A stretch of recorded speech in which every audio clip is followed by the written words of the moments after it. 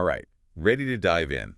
This listener story, well, it sounds like something out of a mystery novel. A mystery novel. Yeah, we're talking about an unexplained experience at a university library, a struggling student, a mysterious helper, and, get this, a forgotten section of the stacks. Talk about intrigue. Yeah. Yeah, definitely intriguing. Libraries already have this sort of, mystical quality to them. Right, with all those endless rows of books and that quiet atmosphere. Yeah, exactly. Places of discovery, right? Yeah. But this story takes it to a whole new level, I think. Absolutely. Our story, it centers around Carla. She's a history student. In her final year, she's working on her thesis. Get this. The Lost Connections of Ancient Civilizations. Wow. Lost connections of ancient civilizations. Ambitious. Right. Ambitious is right. Mhm. But the deadline's coming up fast. She's feeling the pressure. Have you ever felt that? Like drowning in research? Oh, yeah, definitely. You start with one book, then suddenly you need to read like 10 more. Exactly. Yeah. And it's supposed to be exciting, but then it just turns into this huge source of anxiety. Totally. Surrounded by knowledge, but you feel further from the answer than ever. That's Carla. At her breaking point, she's alone at a table, with piles of books all around her, like a wall, a fortress of knowledge that she can't seem to break through. And she whispers a prayer for help. A prayer for help. Yeah, it's like a raw human moment, isn't it? Hitting Sure. that wall. You feel lost, unsure of what to do next. Happens to all of us, no matter what you're learning. And then things get really interesting. This man walks up to Carla out of nowhere, and he's described as incredibly serene. He has this almost magnetic presence about him. Not your typical student, I guess. No, not at all. This guy is impeccably dressed, like from another time. Talk about a contrast Yeah. to everyone else in the library. He doesn't belong in that world. It makes mysterious. Like, who is he? Right. He looks at Carla with this knowing smile, Mm-hmm. and he says she's been, and I quote, looking in the wrong place.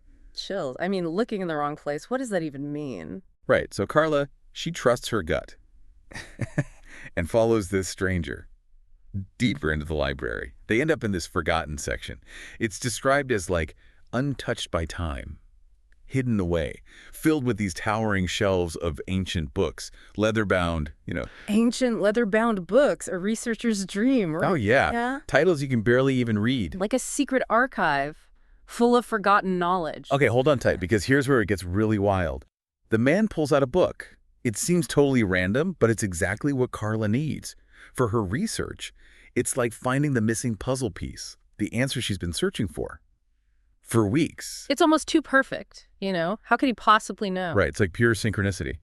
So Carla, she's floored, turns to question the guy, but poof, he's gone.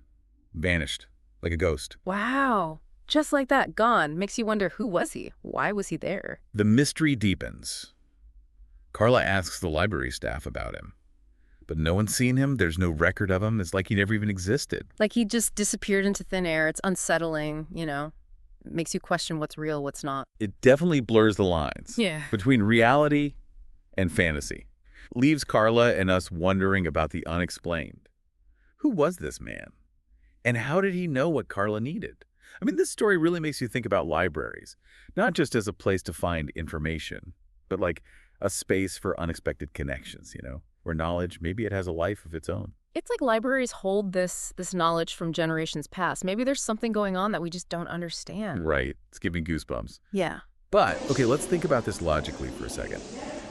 What if there's a simpler explanation? Could this just be a guy who knows a lot about books, like a bibliophile? Someone who just has this knack for connecting people with information. I mean, think about it. Librarians have been doing that for centuries. Guiding researchers, helping them navigate these huge collections. Like a walking card catalog. Okay, but what about the vanishing act? Did he just sneak out while Carla wasn't looking? Or was it intentional? Staged, even. Maybe he was never really there at all. You mean like he was a figment of her imagination? But wouldn't that be even more stressful? To imagine this perfect solution and then it just disappears. It's true. It's a pretty wild story. It's hard to explain. It makes you think about the limits of our perception. What if there are forces at work that we just don't get? And let's not forget what Carla was researching, the lost connections of ancient civilizations.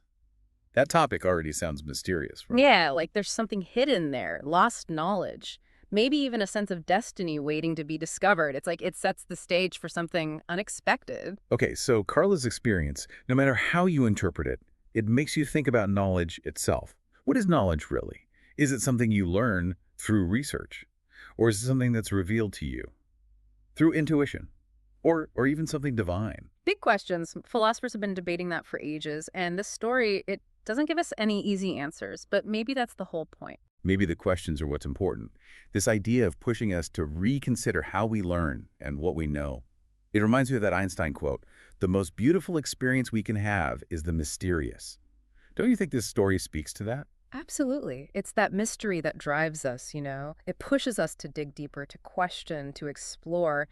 And it's that sense of wonder that's at the heart of both research and storytelling. And speaking of storytelling, it makes you think about libraries, not just as places for facts and figures, but as places full of narratives, stories that shape how we see ourselves and the world. You're right. Libraries are like giant storybooks. Each book is like a little piece of human experience. And inside those stories, we often find parts of ourselves, our own struggles, our doubts, our discoveries. So what does Carla's story tell us about the search for knowledge? Is it a warning about straying too far from traditional research?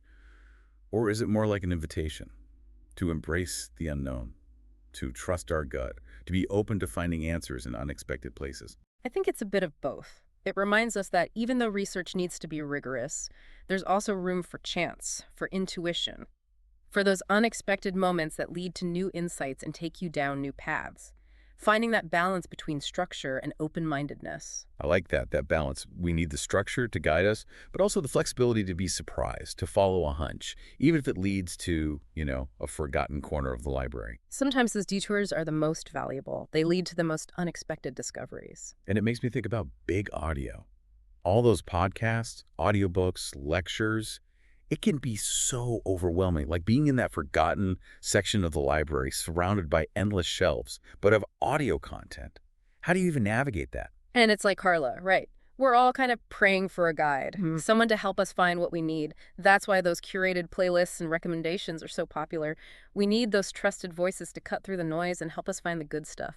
So Carla's guide is kind of a metaphor, isn't it? For what we need in the world of big audio. We're all looking for that voice that can help us understand, that can spark our imagination. And it can come from anywhere. Maybe a friend or an algorithm that seems to know us better than we know ourselves, or even just stumbling upon a podcast that really clicks with us. It reminds us that learning isn't always a straight line. There are twists and turns, dead ends, serendipitous encounters. And sometimes the most important things, you find them where you least expect them. It's about being open, being ready for the unexpected. The idea that the information you need might find you. You don't always have to go looking for it. So next time you're feeling lost in the world of big audio, remember Carla's story. Take a breath, trust your gut, and be open to the possibility that those voices, the ones that will really speak to you, they might be hiding in the most unexpected places. Who knows? You might just stumble upon a podcast that changes how you see the world. It's like Carla's story is a mirror. Reflecting our own struggles with information overload, too much content, too many voices all competing for our attention. It's easy to feel lost in all that. It is. We used to worry about not having enough information. And now we have the opposite problem. Way too much. And it's like, we're all Carla in that giant library. Yeah. Searching for the one book that will make everything clear. But it's not books anymore, right? It's articles, podcasts, videos, social media, a digital library that never ends. Yeah, and we're all asking ourselves the same questions as Carla. Am I looking in the right place? Is there even a right place? Yeah. Sometimes I wish there was a guide, someone to point me in the right direction. So how do we make sense of it all? How do we make sure we're not just getting trapped in our own echo chambers? Well, it's not easy. We have to think critically, question our sources, be willing to listen to different perspectives. You know those algorithms, they're designed to keep us in our comfort zones. But sometimes we need to break out of those. So we need to be more active, seek out information that challenges us, and be open to having real conversations, even with people we disagree with. Exactly. And it's interesting, Carla's story also reminds us about intuition. Sometimes you just have to trust your gut, even if it means going against the grain, trying something new. It's that willingness to explore, to be open to new things that's so important, especially now when everything's changing so fast. We need to be skeptical, yes, but also open-minded, ready to be surprised, ready to have our minds changed. Okay, so as we wrap up our deep dive on this story, what do we want our listeners to take away from it? What are the big lessons here? Well, I think there are three. First, remember the power of libraries. Whether they're actual buildings or online collections, they're full of possibilities, worlds waiting to be discovered. And second, remember that information overload is a real challenge. Be critical, be diverse in your sources, and don't be afraid to break out of your bubble. And finally, remember, Carla, embrace the mystery. Trust your gut.